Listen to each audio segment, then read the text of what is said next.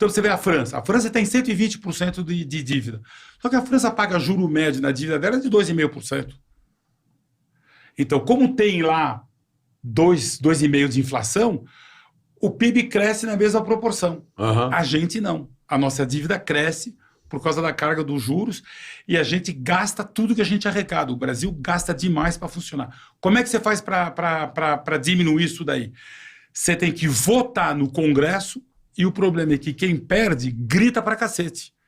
E a maioria silenciosa que vai ganhar um pouquinho fica quieto, não vai lá fazer manifestação. Então esse é o problema. E agora o problema da insegurança jurídica, né, cara?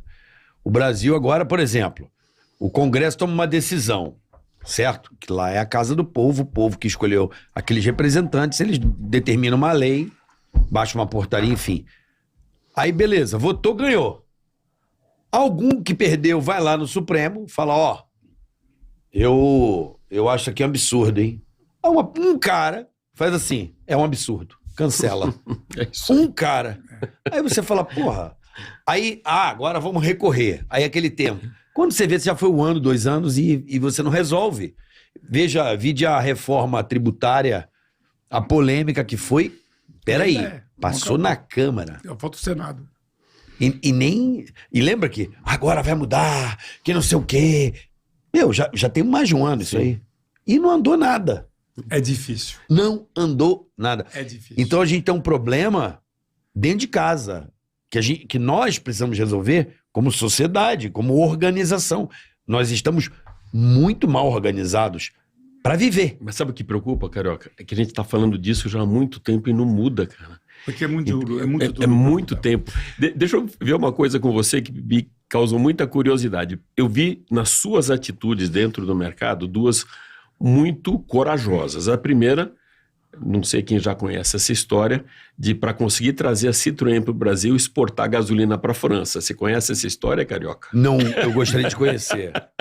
Essa é uma. E depois eu vou chegar na outra porque se apontou norte para a China. Mas primeiro, eu queria que você falasse isso, porque a gente nunca sabe se é folclore, se não é. O carro francês, ou seja, os franceses estavam inseguros se o carro francês ia funcionar com o nosso combustível. É exatamente isso. Aí qual foi a atitude que você tomou? O que acontece é que o nosso combustível tem etanol. Nós temos aí 22... 30%, né? Na época era 22, 23, hoje é 26, 27. E na época... Peraí, mas isso aí você tá dizendo no papel, na prática é muito mais, porra. O carro engasopa legal, os carros estão engasopando. Aí, na época, não tinha essa eletrônica sofisticada que tem hoje, e na época, na Europa, a gasolina era puramente 100% gasolina. Hoje, todos os carros europeus funcionam com o que eles chamam de E90, que é 10% de álcool. Todos os carros funcionam assim, hoje. Mas na época, não. Então, os franceses falaram para mim, não podemos vender carro no Brasil, a gente não sabe como o nosso carro vai se comportar. E eles visitaram vários importadores. Então, eu mandei 800 litros de gasolina lá. Imagina. Por avião cargueiro Air France, uma vez por semana, que é o que tinha. E na época só podia mandar 50 litros por semana. Então, 50 litros por voo. Então, eu mandei 50 Você litros mandou em por cotas. semana. De 50, 50, 50, 50. Quando eu fui lá negociar o meu contrato, eu sabia, o diretor de exportação falou, mas no Brasil a gente precisa saber se o nosso carro vai resistir. Eu não garanto que nosso motor aguente 22% de álcool. Eu falei para ele, eu tenho 800 litros de gasolina no aeroporto Charles de Gaulle, pode ir buscar, tá aqui o recibo do negócio. Sensacional. Foi muito bom. Mas peraí, deixa eu entender. Você foi o responsável pela Citroën no Brasil? A vinda? Mas eu fui a terceira marca a chegar no Brasil. A primeira foi a Lada, a segunda foi a BMW, a terceira foi a Citroën. A gente fundou a BIFA. Eu, a Lada e a BMW. A BMW foi um terror que foi com o regime. Que foi depois do Collor, né? Depois da abertura. Foi depois da abertura do Collor. As carroças. Depois. Essa abertura... Pô, um dos primeiros carros que eu dirigi, que eu tinha uma loucura, eu amava, era o Citroën ZX. Porra, adorava aquele carro, cara. Sentadão no chão, né? Então, aquele carro era demais. Eu só trouxe a versão topo. Esse carro era muito top. Que na França não vendia. A gente vendia mais ZX topo de gama do que a França. Eu amava aquele carro. O que vendia lá era o pé de boi. Tinha um histórico da França, que eu, como moleque, escutava isso, não sei se você escutou, que a gente é quase da mesma idade, eu assistia muitos filmes de Louis de Funès.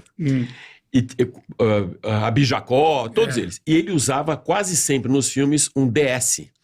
E a propaganda que a gente escutava aqui no Brasil é que você ganhava outro carro, você conseguisse capotar aquele carro, que ele tinha uma suspensão hidropneumática, era isso, né? Ele mantinha a altura do solo, independente da carga que ele tivesse. Então falava que era impossível. Era impossível capotar aquele carro mesmo? Não dá para capotar. Alguém conseguia. Ó, o diretor de novela, meu diretor que fez muita coisa em novela, o Spinella, ele já me falou assim, o único carro que ele não conseguiu capotar foi a Volvo, em novela. Ele teve que tirar.